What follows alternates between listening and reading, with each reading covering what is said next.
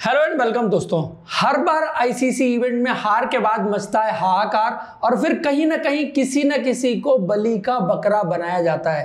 Actual action कभी भी आपको इंडियन क्रिकेट में देखने को नहीं मिलता और जो एस्टेब्लिशमेंट है, जो बड़े खिलाड़ी हैं, जो एस्टेब्लिश नाम हैं, उनको कभी उनकी गलती के लिए पनिश नहीं किया जाता या उनके खिलाफ कोई एक्शन नहीं लिया जाता। इस बार के WTC फाइनल में हार के बाद इंडियन क्रिकेट में कौन सी वो 5-6 चीजें हैं जो बदलनी चाहिए अगर इंडियन टीम को आईसीसी की ट्रॉफी चाहिए, बड़ा इवेंट जीतना है। तो ये चीजें अगर आप नहीं बदलेंगे, जब तक अपने सिस्टम में बदलाव नहीं करेंगे, तब तक आप इसी तरह से आईसीसी की ट्रॉफी के लिए स्ट्रगल करते हुए नजर आएंगे। उसी पर हम बात करने वाले हैं आज के इस वीडियो में। अगर आप नए हैं और आपने अब तक हमारे चैनल को सब्सक्राइब नहीं किया तो सबसे पहले सब्सक्राइब कर लीजिए और नोटिफिकेशन की घंटी दबा लीजिए। और साथ में आप कमेंट बॉक्स में ये भी बताइएगा कि आप इन पॉइंट्स से कितना एग्री करते हैं और कौन सी चीजें हैं जो होनी चाहिए इंडियन क्रिकेट में, जिसके बेसिस पर टीम इंडिया ज्यादा बेटर प्रिपेयर्ड हो फॉर विनिंग आईसीसी ट्रॉफी। सबसे पहली और इंपॉर्टेंट चीज निकल करके आती है सीनियर खिलाड़ियों की परफॉर्मेंस, जो आपको हमेशा बड़े मैच में, बड़े इवेंट में लेट डाउन करती है। चाहे उसका नाम विराट कोहली हो, चाहे रोहित शर्मा हो, चाहे चेतेश्वर पुजारा हो, उमेश यादव हो, मोहम्मद शमी हो, ये वो सारे सीनियर खिलाड़ी हैं जिन्होंने आपको WTC फाइनल में लेट डाउन किया है। पहले बल्लेबाजों की अगर बात करें तो रोहित शर्मा फॉर्म से स्ट्रगल कर रहे हैं, आप बहुत लंबे वक्त से उनको देख रहे थे। विराट कोहली पिछले 3 साल से टेस्ट मैच क्रिकेट में स्ट्रगल कर रहे थे, सिवाय बॉर्डर गावस्कर ट्रॉफी में 1 सेंचुरी बनाने के। उसके अलावा चेतेश्वर पुजारा, किस तरह से उन्होंने 2-2.5 साल स्ट्रगल किया और फिर उनकी वापसी होती है। कुछ मैचेस में रन बनते हैं और उसके बाद दोबारा से बड़े मैच में जब मौका आता है, चाहे पिछला WTC फाइनल हो या ये वाला WTC फाइनल हो, वो भी आपको फेल नजर आते हैं। चूंकि ये सारे बड़े नाम हैं और हमेशा जब डिसीजन मेकिंग की बात आती है तो कह दिया जाता है कि इन्होंने इंडियन क्रिकेट को बहुत सर्व किया है, बड़ा कंट्रीब्यूशन है और इतने बड़े खिलाड़ी को आप टीम से कैसे ड्रॉप कर सकते हैं। तो क्या आप इतने बड़े खिलाड़ियों के साथ हर बार हार मंजूर कर पाएंगे? क्योंकि इन खिलाड़ियों को भी वो झटका देना बहुत जरूरी है, जैसे झटका दिया गया था अजिंक्य रहाणे को। अजिंक्य रहाणे को जब झटका दिया जाता है, ड्रॉप किया जाता है, वो डोमेस्टिक क्रिकेट में जाते हैं, डोमेस्टिक के सारे मैचेस खेलते हैं, परफॉर्म करते हैं, वापस आते हैं, आपके लिए WTC फाइनल में परफॉर्म करके दिखाते हैं। तो इन इंडियन क्रिकेटर्स को झटका देना बहुत जरूरी है। और वो झटका कैसे दिया जाएगा? टेस्ट टीम से ड्रॉप करके। क्योंकि अगर इनमें से कोई आगे इंडिया को रिप्रेजेंट करना चाहता है और एज ए प्राइड लेता है इंडियन टीम को रिप्रेजेंट करना, तो वो वापस जाए, डोमेस्टिक में खेले, रणजी ट्रॉफी खेले, परफॉर्म करे और उस परफॉर्मेंस के बेसिस पर आकर के बात करे कि मेरा सिलेक्शन जस्टिफाई होता है। सिर्फ नाम के दम पर उस खिलाड़ी का सिलेक्शन नहीं होना चाहिए, चाहे वो विराट कोहली हो, चाहे वो रोहित शर्मा हो, चाहे वो चेतेश्वर पुजारा हो, चाहे मोहम्मद शमी हो, चाहे उमेश यादव हो। दूसरी चीज इसी में निकल करके आती है कि इंडियन टीम को फ्यूचर की टीम के पॉइंट ऑफ व्यू से भी देखना पड़ेगा। और अगर आप फ्यूचर की टीम देख रहे हैं तो उनके लिए आपको जगह बनानी पड़ेगी। जगह कैसे बनेगी? जब आप सीनियर प्लेयर्स को किसी ना किसी तरह से टीम से बाहर करेंगे। जो खिलाड़ी आपके लाइन में हैं, क्योंकि टेस्ट क्रिकेट अभी आपको दिख रहा है कि बहुत सारे सीनियर खिलाड़ी एक साथ खेल रहे हैं, लेकिन जब जाएंगे तो साथ में भी जा सकते हैं। तो इसीलिए खिलाड़ियों को बाय द टाइम ग्रूम करना बहुत जरूरी है। सबसे पहले बात आती है ओपनर्स की, जहां पर कई सारे कंटेंडर हैं, जिसमें नया इंक्लूजन यशस्वी जायसवाल का हुआ है, ऋतुराज गायकवाड़ है, मनु ईश्वरन है। खिलाड़ी का नाम कुछ भी हो, सरफराज खान हो, किसी ना किसी खिलाड़ी को ऊपर के लेवल पर लेके आइए, ग्रूम करिए, क्योंकि आपके टेस्ट क्रिकेट को भी युवा खिलाड़ियों की जरूरत है और जो नया टेस्ट क्रिकेट खेलने का फॉर्मूला और तरीका है उसको अडॉप्ट करने की भी जरूरत है। उसके बाद दूसरी इंपॉर्टेंट चीज की बात करें, जब आप अपने टेस्ट क्रिकेट में नजर दौड़ा के देखते हैं और फास्ट बॉलर्स की तरफ देखते हैं तो आपको फास्ट बॉलर कोई नजर नहीं आ रहा। आपके पास ले दे करके एक मोहम्मद सिराज हैं, शायद जसप्रीत बुमराह की जब वापसी हो जाएगी दूसरे वो होंगे।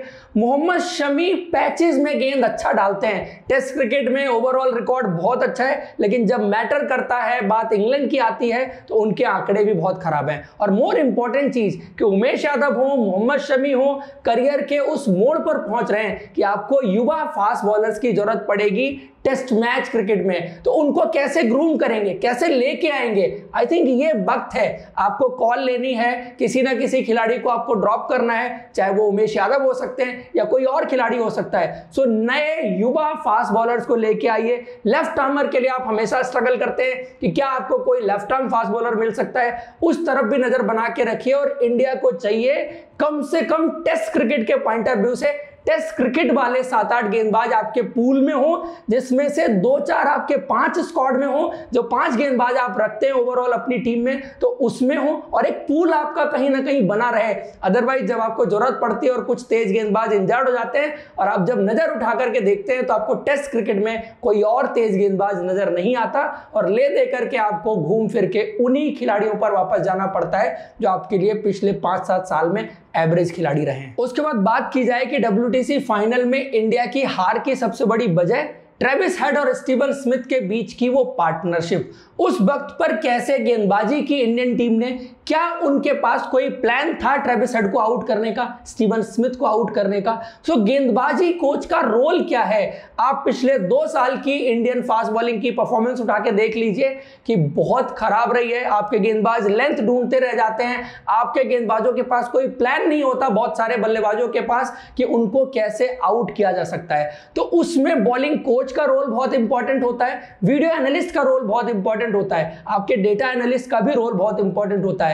ये सीधे सामने नहीं आते, लेकिन पीछे से टीम को हेल्प आउट जरूर करते हैं। सो उनका रोल भी सामने नहीं आता, लेकिन ये रोल आजकल की मॉडर्न डे क्रिकेट में बहुत इंपॉर्टेंट है। वो इनपुट्स बहुत हेल्प करते हैं खिलाड़ियों को स्ट्रैटेजी बनाने में, उनको एग्जीक्यूट करने में। सो उस पॉइंट ऑफ व्यू से उन खिलाड़ियों की भी, उन कोचेज की भी जवाबदेही होनी चाहिए जो इस पर्टिकुलर चीज के लिए रिस्पॉन्सिबल हैं। उसके बाद चौथी चीज की अगर बात करें, सो BCCI को प्रायोरिटी सेट करनी पड़ेगी, क्योंकि ये हर बार होगा जब जब WTC फाइनल होगा, आपके IPL के बाद होगा, और आपके खिलाड़ी अगर आखिर तक IPL खेलते रहेंगे, कभी उनको वो वक्त नहीं मिलेगा कि वो आकर के WTC फाइनल के लिए तैयार हो। क्योंकि WTC फाइनल की शेड्यूलिंग ऐसी है कि जून में फाइनल खेला जाएगा, जून में साउथ अफ्रीका हो, ऑस्ट्रेलिया हो, न्यूजीलैंड हो, यहां पर सर्दी पड़ रही होती है, इंडिया पाकिस्तान गर्मी पड़ रही होती है, श्रीलंका गर्मी वाली जगह होती है। तो और कहीं भी WTC का फाइनल नहीं खेला जा सकता सिवाय इंग्लैंड के। वेस्ट इंडीज शायद वो जगह हो सकती है जहां पर खेला जा सकता है,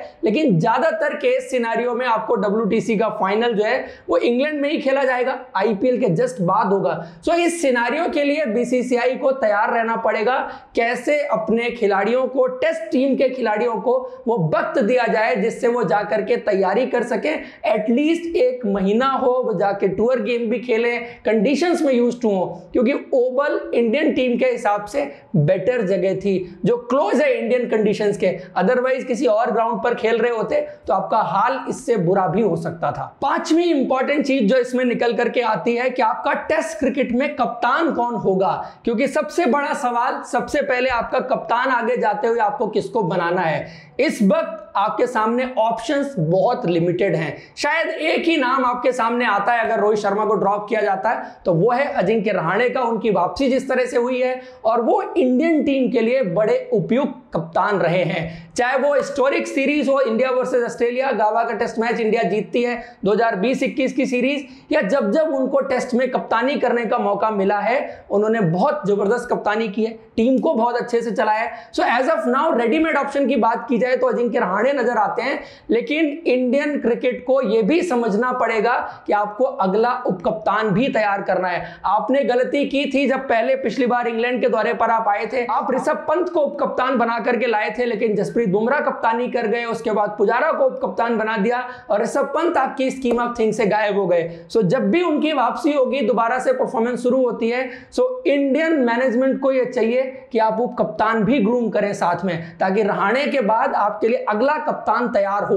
उसके बाद छठी और आखिरी चीज, लेग स्पिनर्स आप आजकल टेस्ट क्रिकेट में नहीं देखते। हालांकि इंग्लैंड की बात जब आएगी तो शायद उतना बड़ा रोल नहीं रहेगा, लेकिन ओवरऑल जो सेना कंट्रीज में क्रिकेट खेलने की बात है, चाहे साउथ अफ्रीका हो, ऑस्ट्रेलिया हो, इन जगहों पर लेग स्पिनर आपके लिए बहुत इंपॉर्टेंट हो सकते हैं। कुछ ग्राउंड पर इंग्लैंड की कंडीशंस में भी लेग स्पिनर बहुत इंपॉर्टेंट हो सकते हैं, और आपके टेस्ट क्रिकेट में लेग स्पिनर्स को ऊपर क्यों नहीं लेके आया जा रहा है, सो उस चीज पर कहीं ना कहीं और फोकस करने की जरूरत है। सो पॉलिसी वाइज ये 5-6 चीजें हैं जो इंडियन क्रिकेट चलाने वाले लोगों को समझनी पड़ेंगी और बेहतर करने की कोशिश करनी पड़ेगी। अगर ये चीजें पॉलिसी वाइज नहीं बदलेंगी तो कहीं ना कहीं आपका ये जो सफर है इसी तरह से चलता रहेगा। आप सब भी अपने सुझाव दीजिएगा इस पर, आप लोगों को क्या लगता है। वीडियो और डिस्कशन पसंद आए तो लाइक जरूर करें, और अब तक आपने हमारे चैनल को सब्सक्राइब नहीं किया तो सब्सक्राइब कर लीजिए। Thank you so much, see you in next video.